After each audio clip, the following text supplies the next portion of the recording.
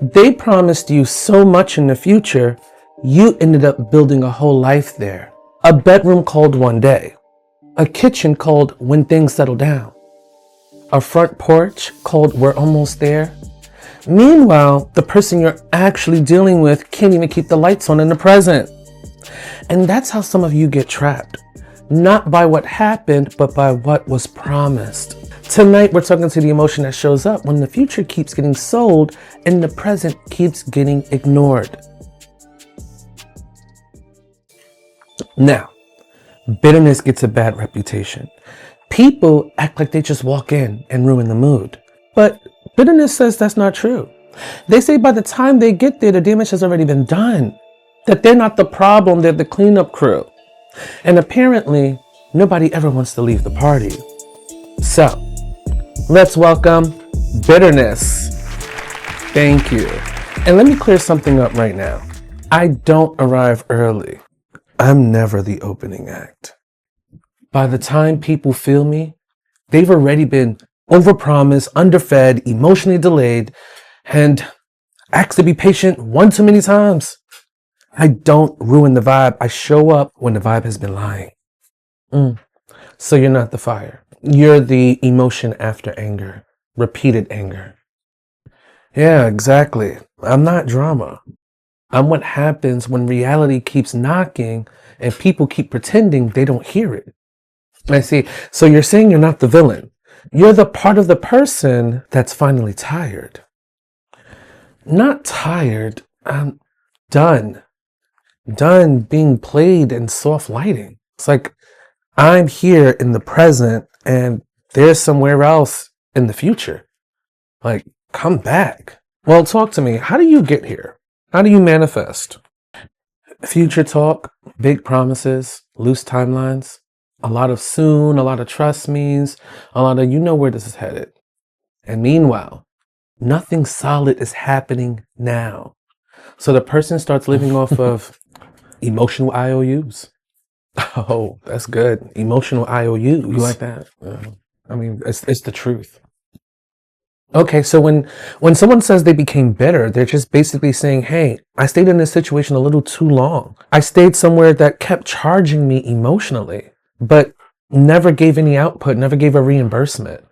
Because, I mean, energy is exchange, right? We might not look for that exchange, but that exchange is still needed. That's what it is. No payment, just promises. And because the person is loyal, patient, understanding, most dangerously hopeful, these are the qualities people clap for on Instagram. But they keep extending grace to somebody who is really just extending the deadline. All right, well, let me translate that. Bitterness is what grows when the person's heart has been funding something their reality has never actually received. That's why bitterness feels so heavy. Bitterness is not evil. Bitterness has been carrying every bounced emotional check. Yeah, I'm what happens when someone keeps paying into a future that never becomes a present. So let me say this too. People act like I'm so hard to deal with. But the truth is, I'm usually more honest than everybody else in the room. I don't do fantasy well. I don't do fake timelines. I don't like delayed accountability. I don't like hearing be patient from people who benefit from my patience more than I do. So you're not here to destroy the person. No. And ruin their lives. I'm here to interrupt the delusion. I'm the cleanup crew, baby. The party has been over. The balloons are flat. The music stopped 2 hours ago. I'm just cutting on the lights while everybody else is just slow dancing in denial. And that's it right there. Bitterness is not the problem. They're the lights coming on after people overstayed the fantasy. And speaking of fantasy, there is someone backstage who says bitterness is doing entirely too much. They say if it wasn't for them, most of you would have given up too soon, left too early, and missed what could have been something beautiful. They say they didn't trap you, they kept you going. Everyone, please welcome the infamous and probably the most requested character. Everyone, please welcome Hope. Hi, everyone.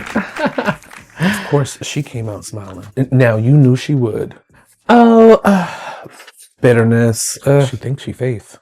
That is so dramatic. You guys are so dramatic and yet accurate. Hope. Let's start here.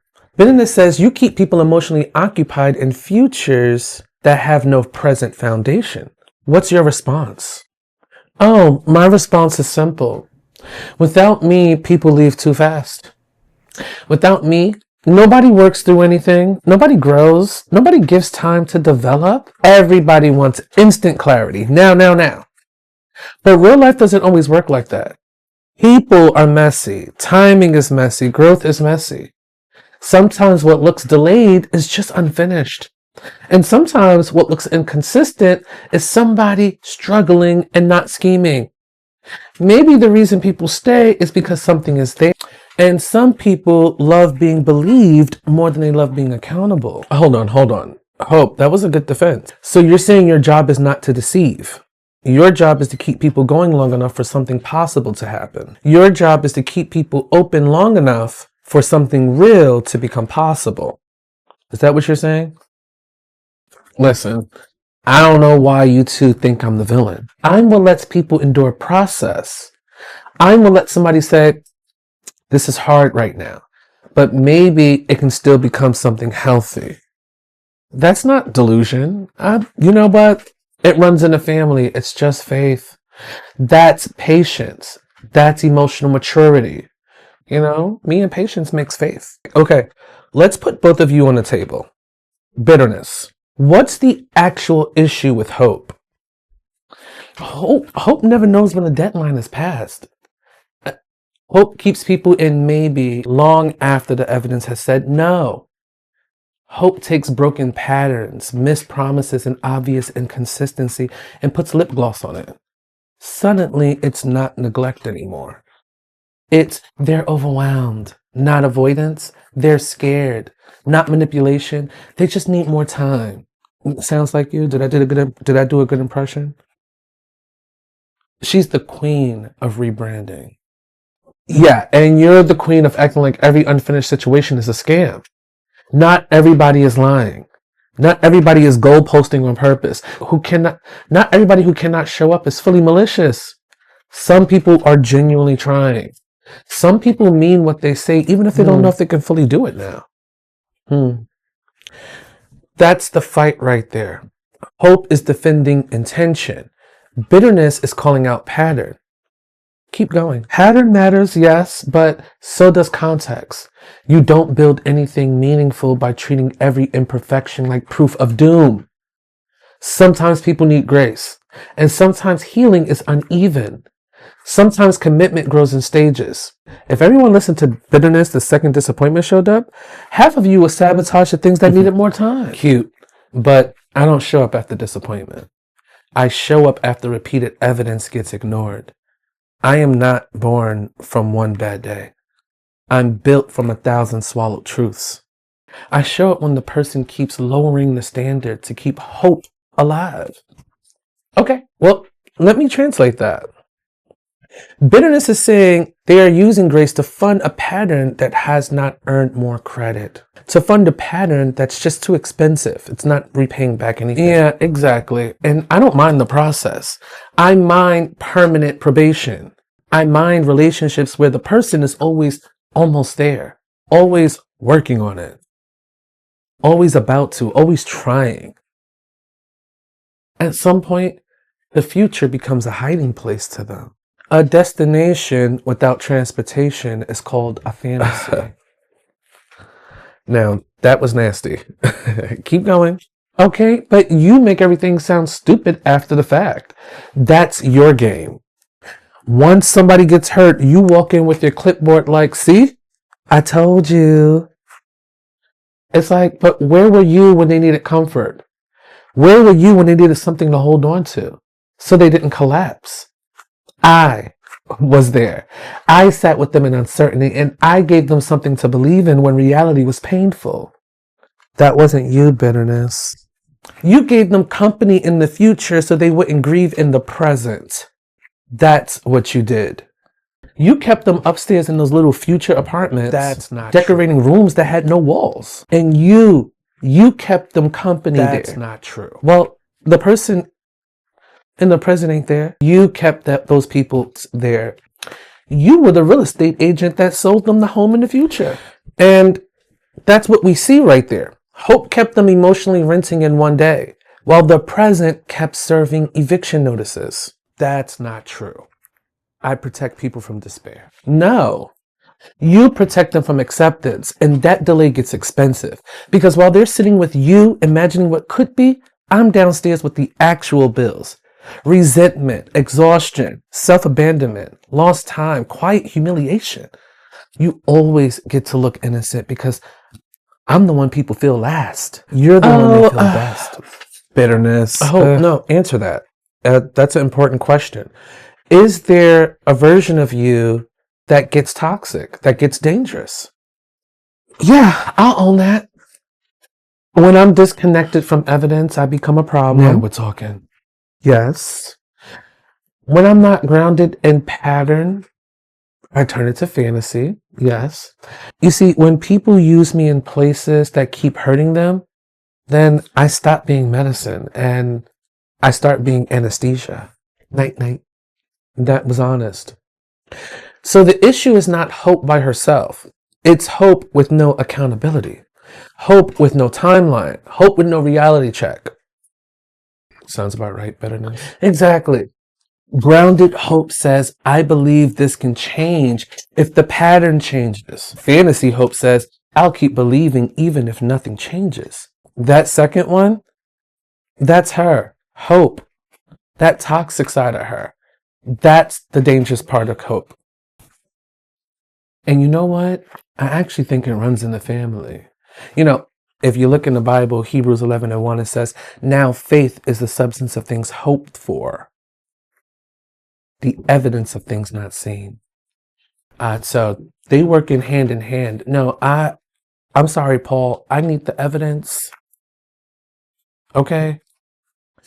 And bitterness without wisdom is poison too. Let's be honest. If people move with you too early, they get hard and cynical, closed, punitive. They start assuming every delay is deception. Every flaw is fraud. Every struggle is a strategy. Who wants to live like that? You are not exactly easy to carry either, bitterness. So you stop sitting here acting like you are. Hope says bitterness can make you prematurely closed. But bitterness says hope can make you endlessly available. This is the real war. Hope. Any final words? Yeah, you know what? I actually will. My job is not to trap people. My job is to keep their heart open to what is still possible. But I only work when I'm tied to evidence. I am not meant to override reality. I am meant to walk beside it. If the pattern is changing, I help you stay. If the pattern is not changing, and I am the only thing holding the connection together, well, that's no longer hope.